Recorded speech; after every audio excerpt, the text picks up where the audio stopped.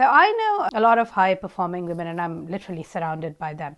They're really impressive in terms of what they've achieved, their emotional resilience, courage, how they show up for themselves, assertiveness. These traits I see in all of them. But there's another thing which shows up again and again. That is the emotional fatigue.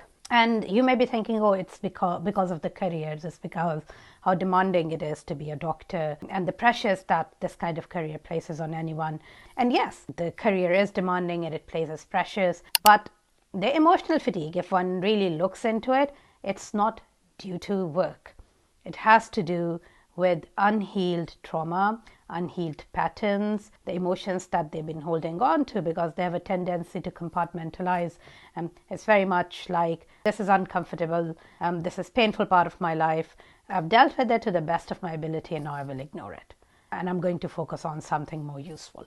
So this tendency to focus on what they think is useful, ignoring what is painful. And to some degree, it's a survival mechanism as well.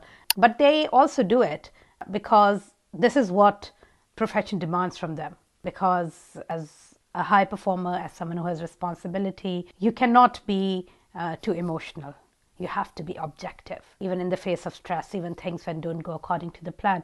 And the problem is that many high performers, many professionals, they carry this tendency, and because it becomes a second nature, they carry it into their personal lives as well. And compartmentalization of those emotions that they do at work or even in conflict-prone situations in personal lives, they just forget to deal with these emotions ever. So it's very much like they close them in a box and put that box in a part of their brain and then try to forget about it. But here's the thing. Just because they have forgotten about it or you have forgotten about it, your mind and your body, they don't. And your mind and body, they keep the score. And it's very much like if you keep on accumulating weight or if you keep on increasing the weight, even during exercise, so if you keep on increasing the weight that you're lifting, there will come a point, if you're not mindful, your body will refuse to lift that weight. And similar thing, same pattern happens with emotions as well.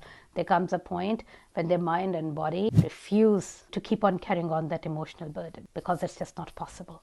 And this is why it's so important that whenever you compartmentalize, and I realize that it needs being done, there are times when you have to.